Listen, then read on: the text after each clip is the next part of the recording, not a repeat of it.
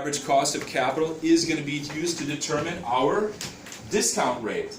So remember in our valuation, in our perpetuity valuation, we've already determined our cash flow with our EBITDA that we modeled. And now we're going to be determining the discount rate to get to our financial perpetuity valuation. How magical is that? Our discount rate is the weighted average cost of capital, our WACC. It's going to be a combination of the cost of equity plus the cost of debt plus the cost of the preferred, weighted at the proportions that they are in terms of the actual amounts. So for example, if it's 70% equity and 30% debt, we're going to have to factor that into the weighted average cost of capital. So the reason that we're actually going to be measuring this, so say we work as a CFO for a company or a chief financial officer for a company. Why are we always keeping an eye on weighted average cost of capital or WACC? The reason we're doing so is we are trying to actually minimize what's called the cost of financing. The cost of financing is going to be represented by our R. So in terms of minimizing the cost of financing, it's a balance between the rate we're going to be paying, the R, as well as the debt to equity ratio to get to an optimal use of debt within a capital structure.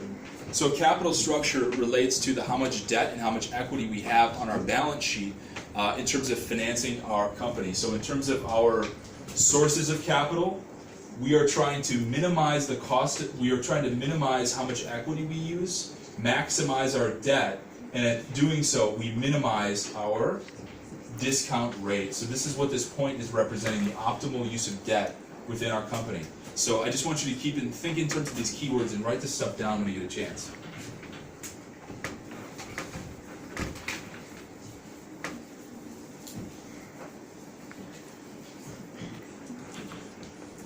All right, I think we can move on from framing valuation and valuation onto, let's see.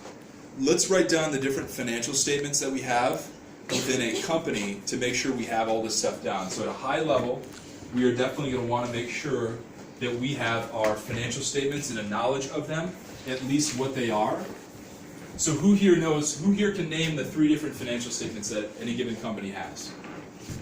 Okay, good, because we're going to write this stuff down because nobody raised their hand. So.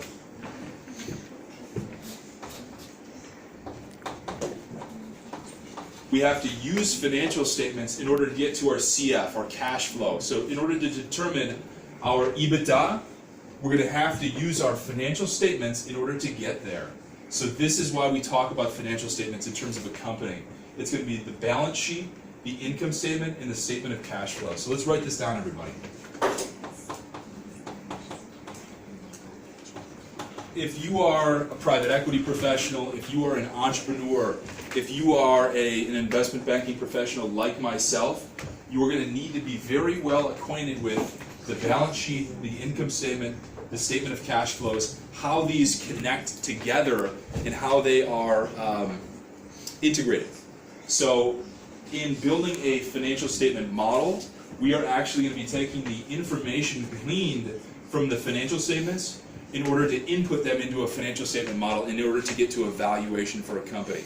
So we're using this information to determine EBITDA, proxy for cash flow, which is right here, our CF, and we're using our R, discount rate, used from our financial statements as well, to get to a perpetuity value, a financial perpetuity value. And the reason we want certainty regarding pricing is certainty regarding pricing facilitates an M&A transaction. And the key for us as investment bankers is originating an M&A transaction, doing mandate target matching, as well as closing on a deal. So that's what we're talking about, so M&A execution. So how are we looking for time, everybody? I think we're about 15 minutes. He is a guy who runs a company called Berkshire Hathaway. So I want everyone to write down the company name called Berkshire Hathaway. So we're going to say Warren Buffett. And Warren Buffett writes books and writes 10Ks for all of his shareholders to understand the value of his company and how exactly this works. So we're going to take a look at who Berkshire Hathaway is in just a moment here. So this is the big finance company that owns so many different other companies. Berkshire Hathaway actually owns Coca-Cola. If you guys know who Coca-Cola is, obviously. That's a joke. And so we're going to BerkshireHathaway.com. You can learn a lot from messages from Warren Buffett. You can learn all about this.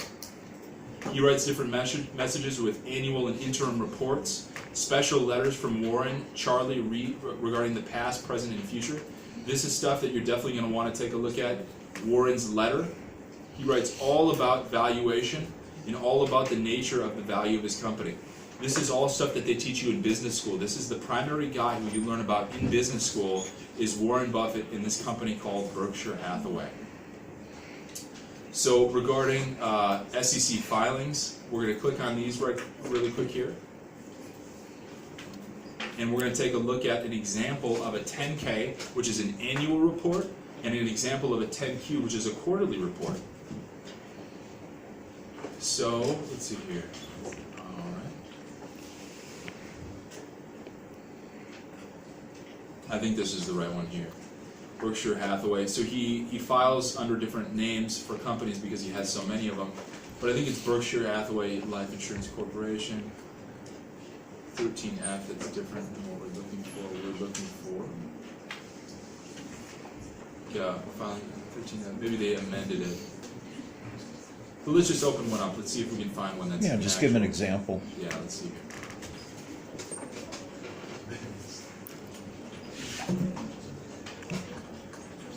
No, this isn't right. Berkshire. All right, guys. So make sure you write down 10K and 10Q. 10K is going to be the, so here it is. This is what a 10K annual report for a publicly traded company looks like. And this is for Berkshire Hathaway, Warren Buffett's company.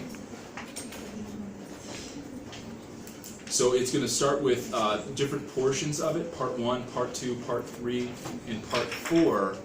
And we're going to have our financial statements that we talked about in it, the balance sheet, the income statement, etc., as well as other, written portion of it. So for example, if we click on business, we're going to learn about the company. So Warren Buffett's company is going to be talked about. Berkshire Hathaway Inc. is a holding company owning subsidiaries engaged in a number of different diverse business activities. The most important of these are insurance business conducted on a primary basis and reinsurance basis, a freight rail transportation business, a group utility, etc. So one of the most important things to actually go through and learn about here is called the MD&A, the Manager's Discussion and Analysis. So let's see if we can find that really quick here. When you're reading through a 10K, to learn the most information, because these are about 100 pages, you're going to look for what's called an MD&A, a Manager's Discussion and Analysis.